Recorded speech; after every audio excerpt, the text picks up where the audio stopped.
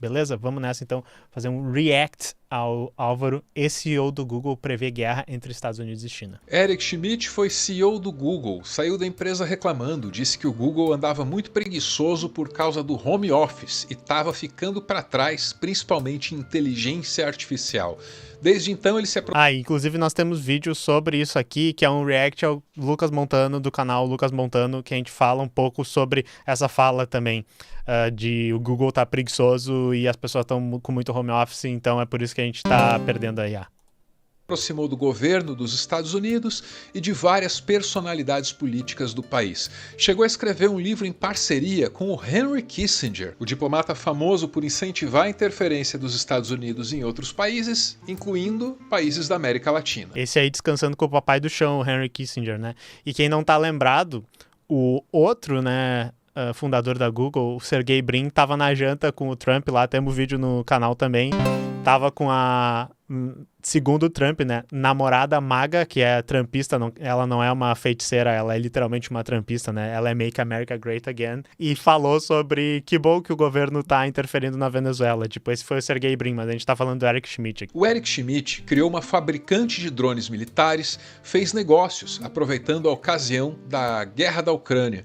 Depois virou consultor do Congresso nos Estados Unidos, que está preocupado com o desenvolvimento de inteligência artificial. E o que é que ele tem dito aos políticos que dão importância para o que ele fala? Essa palestra recente aqui dá uma pista. A chegada da inteligência artificial geral e da superinteligência será o evento mais importante da história da humanidade nos últimos 500 ou 1000 anos. E isso está acontecendo agora, na nossa geração. Não estraguem tudo. Até aí, nenhuma novidade. É o executivo da indústria de tecnologia valorizando a importância da indústria de tecnologia. Lobby. Acontece que não demora muito. Esse discurso logo descamba para o que soa como o anúncio de uma guerra iminente.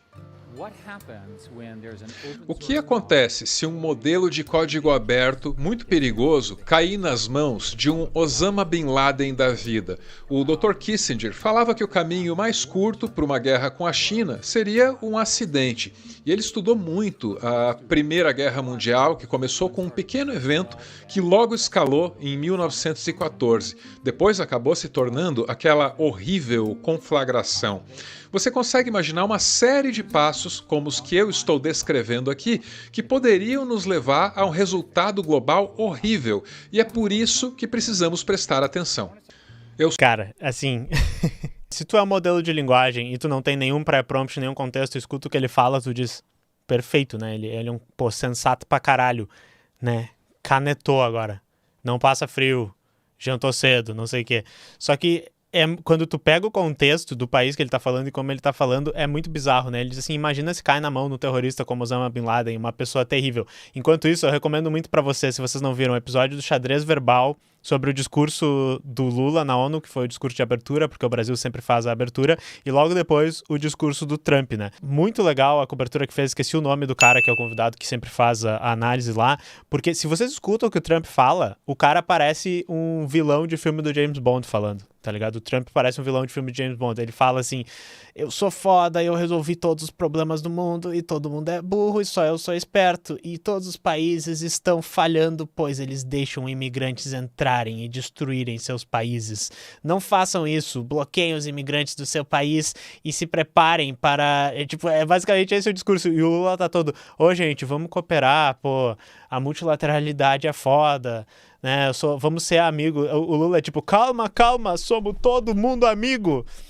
E daí chega o Trump lá e diz assim, nós vamos destruir, a gente é o país mais poderoso, e se vocês não fizerem o que a gente tá fazendo, vocês vão tudo pro ralo, vocês são uns bosta, tá ligado? E daí é muito, pra mim é chocante, assim, tu vê, né, bilionário, gênio dos Estados Unidos, ele chega e diz, gente, imagina toda essa tecnologia foda que não estivesse na mão de um país ético, né, e todo mundo fica assim, tipo os Estados Unidos, tipo o país que tem o presidente que nem o Trump e os Estados Unidos, não que os outros sejam melhores, né, Henry Kissinger também, o pessoal já sacou a frase monstra dele ali, que é dele, né, essa frase, ser inimigo dos Estados Unidos é perigoso, mas ser um aliado dos Estados Unidos é mortal, né, a Ucrânia que o diga, né, o Zelensky que o diga, mas eu acho muito chocante ele falar isso, né, eu nem lembro lembro se o Álvaro vai citar essa aparente contradição no discurso de Eric Schmidt, mas eu precisava citar. Sou Álvaro e esse é o meu textão sobre Eric Schmidt, o ex-CEO do Google, agora conhecido por suas previsões catastróficas. O Eric Schmidt tem insistido que vencer a China na corrida pelo desenvolvimento de uma inteligência artificial geral é decisivo para manter a hegemonia dos Estados Unidos, que anda cada vez mais ameaçada.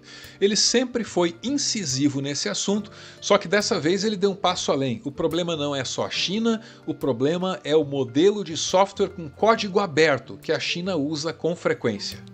A competição entre o Ocidente, em especial os Estados Unidos e a China, vai ser decisiva nessa área. E eu vou dar aqui uns exemplos. Primeiro, o governo atual impôs tarifas de 145% contra a China. Isso tem implicações enormes para a cadeia de suprimentos.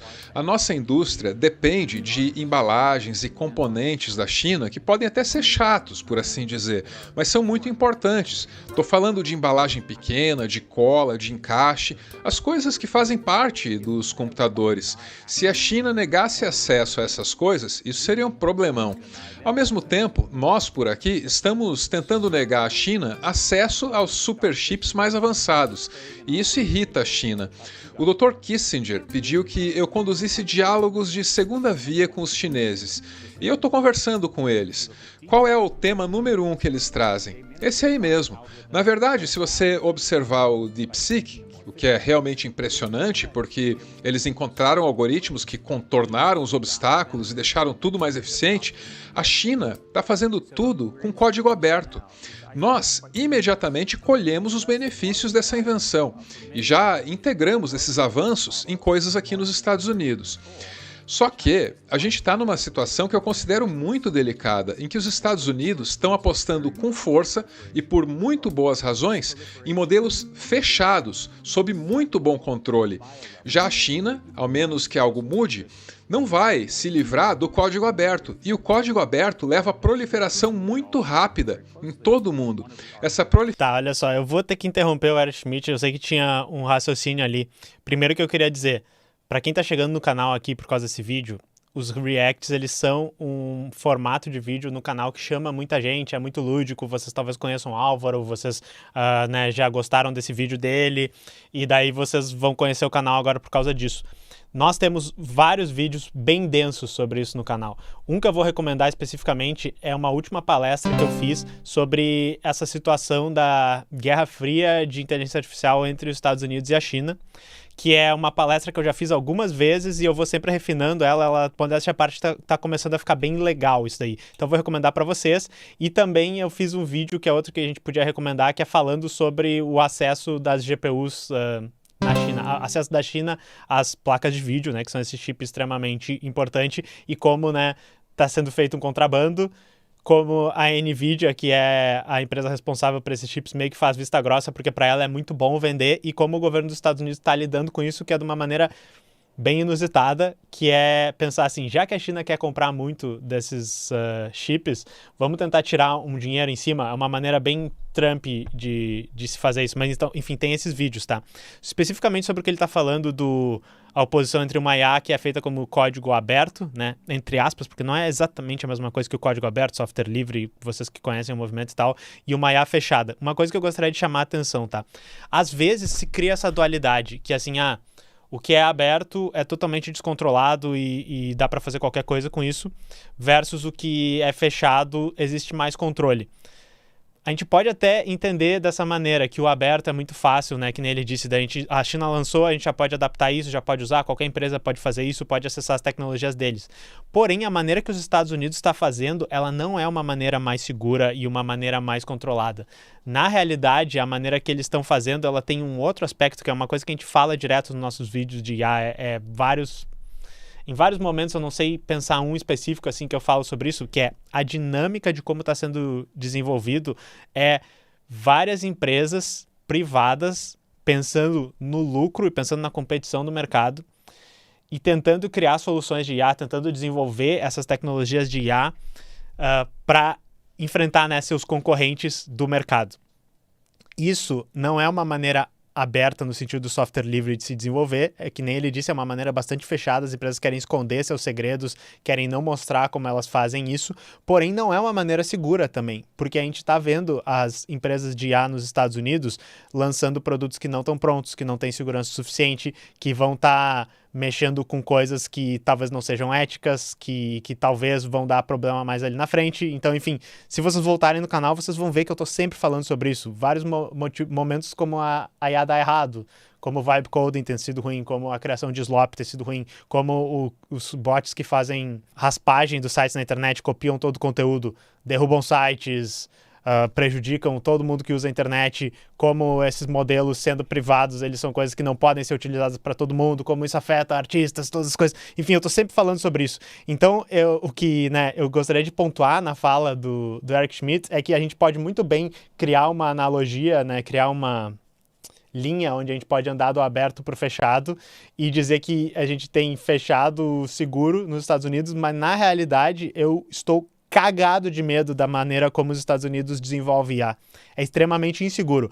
Não sei, né, se a maneira que a China está fazendo é mais segura. Isso é um grande problema. Eu sempre, toda vez que eu falo da China, eu digo assim, vocês têm que ter noção que o que chega aqui de notícias da China é muito, muito, muito, muito filtrado. A gente não tem noção real de várias das coisas que estão acontecendo lá. A gente tem que seguir veículos específicos daquela região, a gente tem que aceitar que vai ter textos que estão em chinês e a gente não vai entender, a gente tem que ouvir especialistas e mesmo assim fica muito incompleto. Então eu não sei dizer, provavelmente também é inseguro a maneira como a China está fazendo, porque o que acontece, essa guerra armamentista, né, a IA vista como uma coisa que pode ser muito perigosa e que é o que o Eric Schmidt vai chegar também, pode desembocar numa guerra, é uma coisa que obriga os Estados Unidos a correr e a China a correr. Mas o modelo dos Estados Unidos não é seguro, tá? Inclusive o relatório 2027 apocalíptico sobre o fim do mundo pela IA, que nós temos vídeo aqui também, fala que na real não. A maneira que os Estados Unidos está desenvolvendo vai destruir o mundo também. Só que eles conseguem dizer que a China é muito pior e a China é o vilão da história. Vejam um vídeo aqui no canal também, vocês vão achar interessante. A proliferação é perigosa em nível cibernético, até biológico.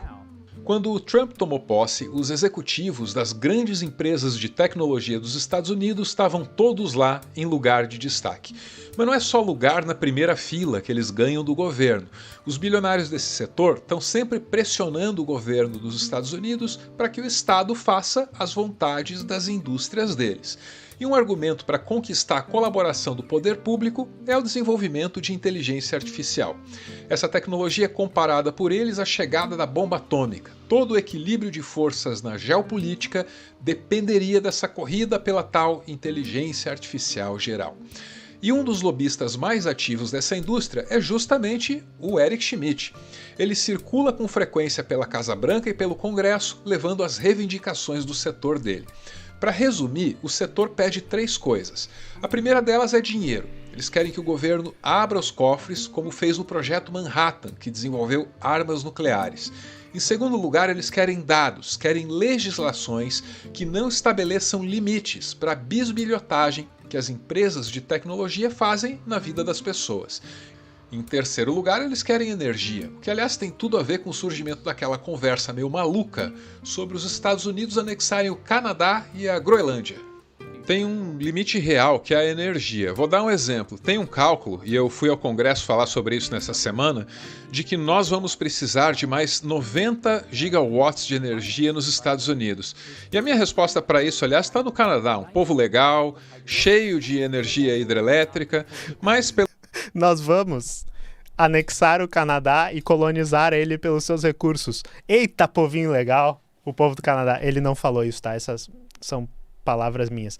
Se vocês quiserem ter noção do que é 90 megawatts, não sei, 90 dessa unidade de energia que ele falou, eu não consigo imaginar isso, tá? Mas aquele data center que a gente fala da escala AI que querem colocar aqui do lado de Porto Alegre, na realidade do lado de Eldorado do Sul, uma cidade aqui no interior do Rio Grande do Sul, 4 a 6 disso, megawatts aí, e isso é equivalente à eletricidade que o Rio de Janeiro inteiro usa. Eu vou colocar o dado aqui certinho, tá? Mas enfim, é menos que 10, isso eu tenho certeza. Esse data center gigante, e ele tá dizendo, a gente precisa de 90 hoje nos Estados Unidos para ficar bom, assim, para o negócio funcionar. Uma Itaipu é 11 GB, tá? Entendi. Então eles estão querendo 9 Itaipus, assim, um pouquinho menos que 9 Itaipus. Pelo jeito, esse não é o clima político nesse momento, então eu sinto muito.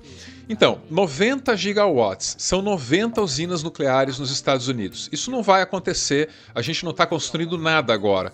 Como é que a gente vai conseguir toda essa energia? É um problema nacional para já.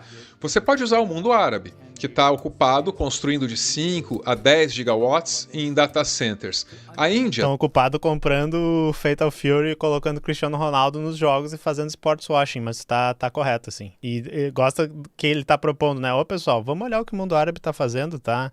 Eles estão acertando umas coisas lá, de repente a gente podia olhar o jeito que eles fazem para construir as coisas, como é que consegue aprovar tão rápido as obras lá e tal, essas coisas de ambientalista e essa bobajada.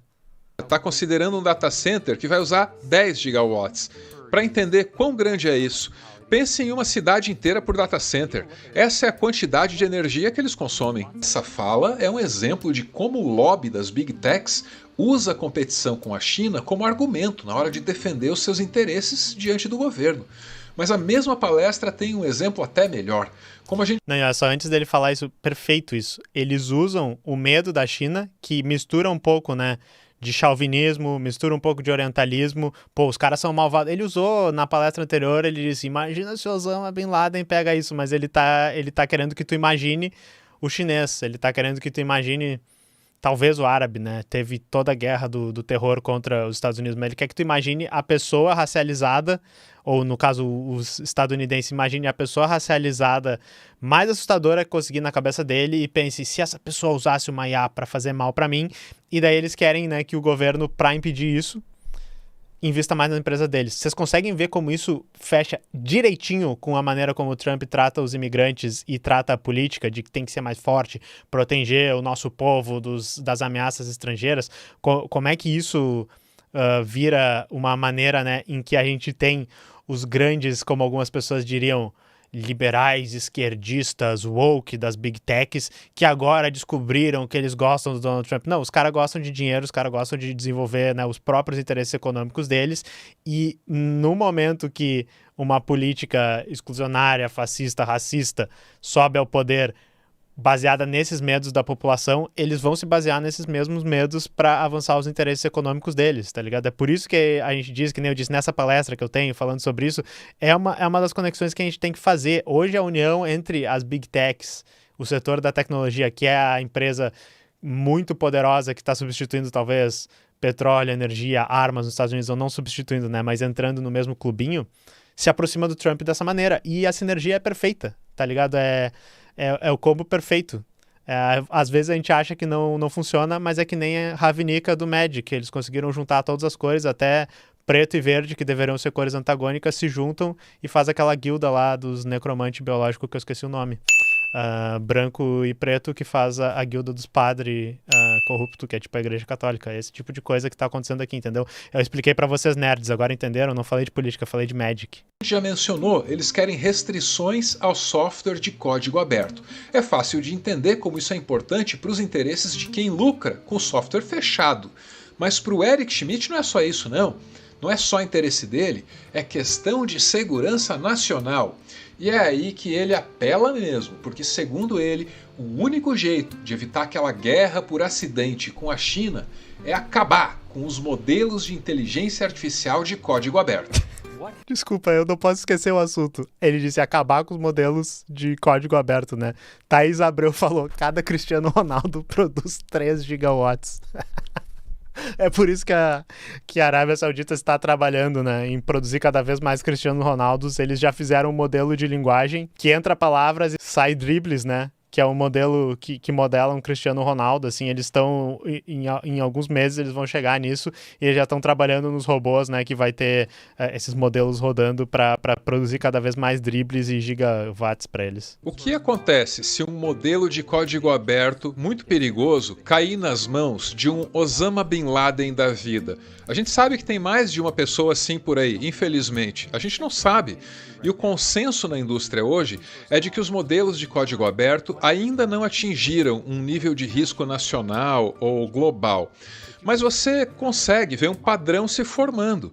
Então, agora, tudo vai depender das decisões cruciais tomadas nos Estados Unidos, na China e nas empresas desses dois países. O motivo pelo qual eu me concentro nesses dois países é que são os dois únicos que têm gente suficientemente louca para gastar bilhões e bilhões de dólares para construir essa nova visão. A Europa, que é Eu achei que ele ia falar porque são os dois polos, né? Que antes era os Estados Unidos, era um mundo, né, unipolar que o pessoal fala. Os Estados Unidos era a grande potência e não tinha como competir com eles. Agora a China pega e diz: oi, meu nome é China. E eu falei que nem o Goku, né? E agora eu consigo competir com vocês, sabe? Inclusive, eu sempre falo pra vocês, eventualmente eu vou fazer uma análise do livro Tecnofeudalismo lá.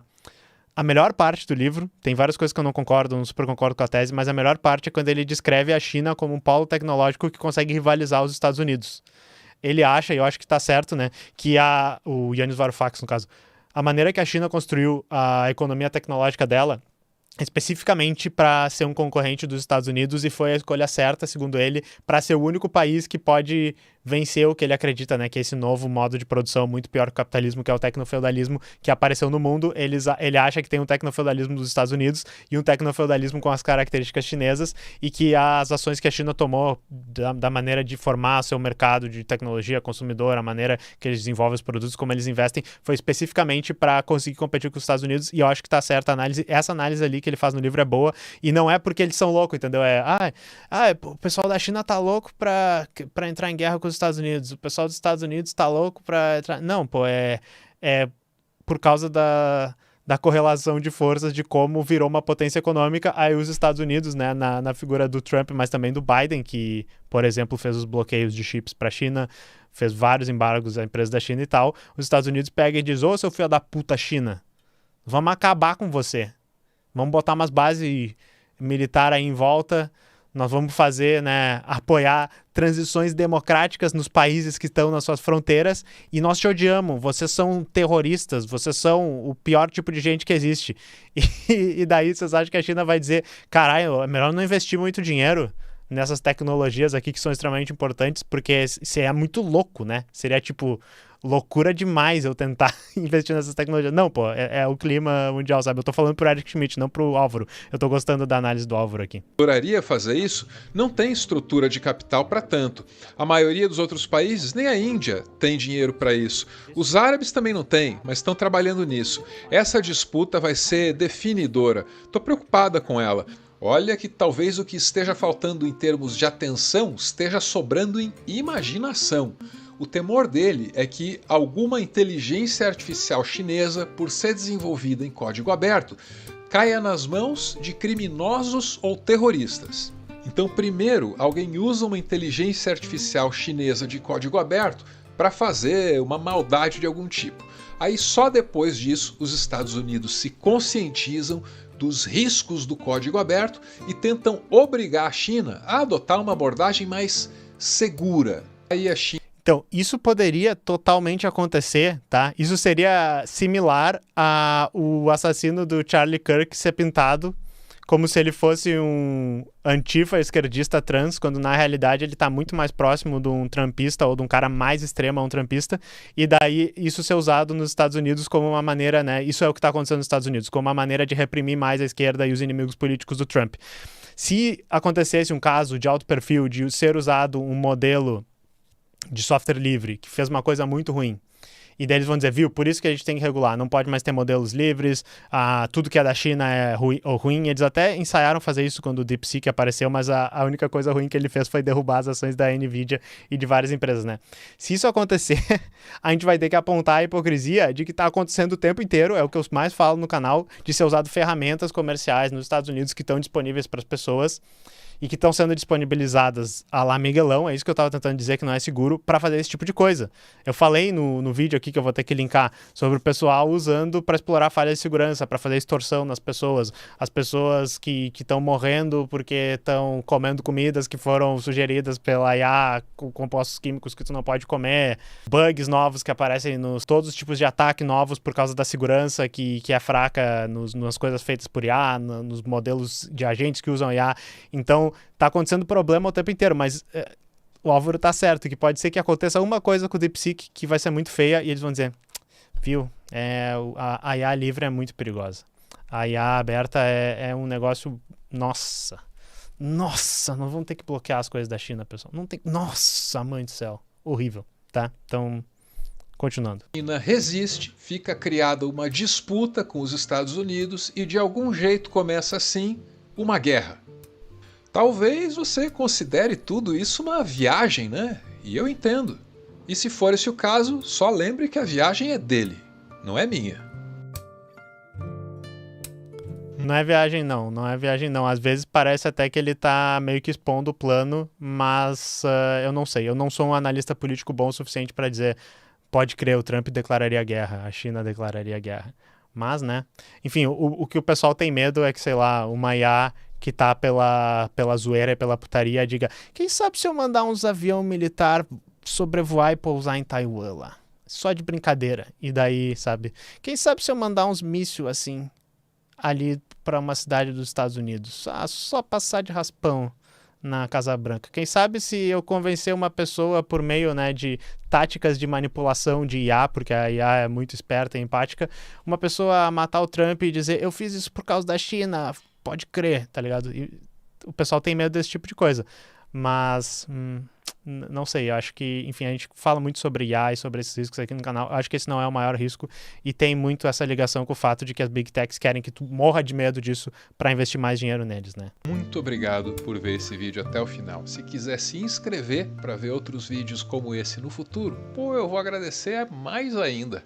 Valeu! Pô, muito obrigado, Álvaro. Sempre temos que agradecer quando a gente usa o conteúdo das pessoas e foi bem bom. Eu acho que deu pra gente conversar várias coisas legais e que nem eu disse, React é conteúdo topo de funil. Temos palestras de 1 hora e pouco falando sobre esse assunto aqui e elas são roteirizadas e elas são muito melhor, tá? Então, se você assim, eu achei legal esse cara, mas às vezes ele viaja e ele ficou falando 5 minutos sobre as guildas de Magic, eu nem sei o que é Magic, tá ligado? Então vai nos outros vídeos que eu prometo que tem menos piadas com Magic, tem menos comentários nerdola, tá? Mas é isso aí, ó. Ali o Tatu 6862, Golgari, exatamente isso que eu falei, tá ligado? Pô, desculpa, é muito engraçado, é humor de streamer, tá ligado? O desafio é tentar fazer uma live onde o assunto que eu falo, ele vai ser relevante para as coisas que eu pergunto pro chat em todos os momentos, tá ligado? E toda vez que a pessoa falar isso, vai ser cada vez mais engraçado. Vai ser tipo uma espécie de live, performance artística, vou mandar uma licitação, ganhar um Lei Rouanet pra fazer isso, tá ligado? Vai apresentar nos museus e tal. Esse é o meu plano, tá, pessoal? Eu tô com o cérebro totalmente fritado. O que eu tô falando? Não sei. Tenha uma boa noite. Muito obrigado.